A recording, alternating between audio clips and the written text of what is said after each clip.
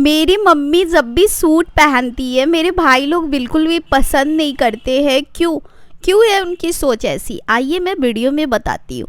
तो यहाँ पे हम लोग मेरा नाम अंजलि है दोस्तों। मैं अपने मैके आई हूँ अपने हस्बैंड के साथ। ये होली का नेक्स्ट डे का वीडियो है। तो मम्मी यहाँ पे सूट सिलवाई है, जो ग्रीन कलर का सूट पहनी है ना, जिसको मैं कंघी कर रही हूँ, वो मेरी मम्मी है। ये मेरा छोटा भाई है। तो मेरी मम्मी शुरू से ससुराल में रह गई तो साड़ी वाड़ी ज़्यादा पहनती थी। अब क्या हुआ कि मम्मी यहाँ पे बेतिया में आके रहती है, समझे गाइस। तो मम्मी है ना यहाँ पे अकेले रहती है। तो सब बेटी बेटी का शादी हो गया तो मम्मी जब से अकेले रहने लगी तो सूट पहनने लगी। और मेरी दुकान में तरह तरह का सूट भी मिलता है। तो मेरे भाई है ना बचपन से मेरी मम्मी को सूट में पहने देखा है। तो बच्चे अपनी माँ को जिस रूप में देखते हैं उन्हें वैसी वो पसंद आती है। तो यहाँ पे ये जो साइकिल पे है ये मेरी दुकान के स्टाफ हैं।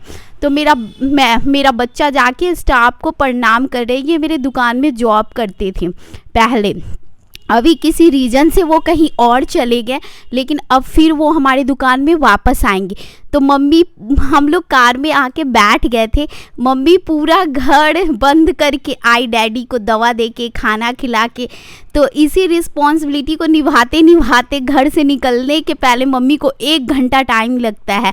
तो हम लोग सभी मम्मी का मज़ा ले रहे हैं। मम्मी जब भी गाड़ी में बैठती है सो जाती है। यहाँ पे हम लोग वाटर पार्क पहुँच चुके हैं, लेकिन पता चला कि वाटर पार्क बंद है। होली के नेक्स्ट डे कोई भी वहाँ पे स्टाफ नहीं आया है, जिसके कारण वाटर पार्क बंद हो गया है। तो सब लोग मतलब कंफ्यूज हो रहा था कि बेकार में इतने दूर आए हैं। हमारे घर से वाटर पार्क 20 से 25 किलोमीटर की दूरी पे था।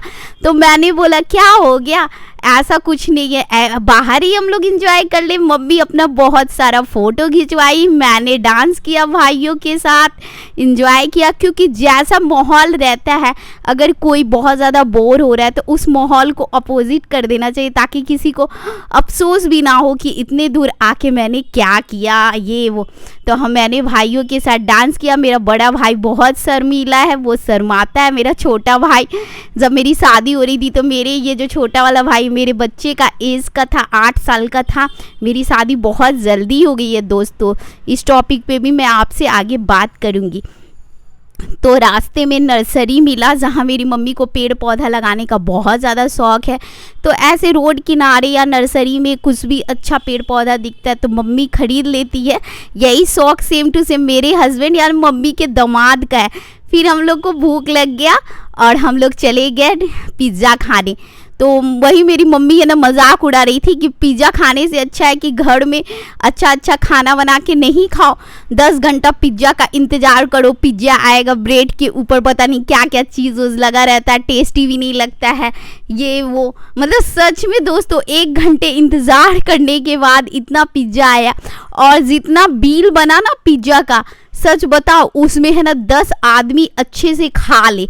इतना आजकल मतलब ये चीज़ें मम्मी को बिल्कुल नहीं पसंद है, हमेशा हंसते रहती है। देख रहे हैं इंटरेस्ट भी नहीं ले रही है पिज़्ज़ा खाने में, बोलती है क्या है ब्रेड के ऊपर चीज़ लगा दिया है और क्या है।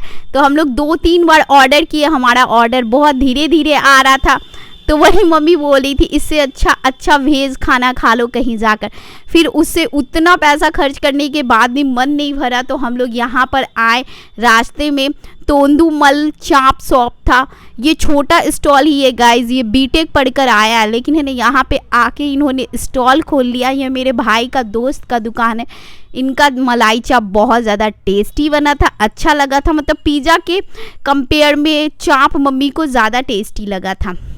उसके बाद भाई ने मेरे बाबू को नारियल पानी पिलाया।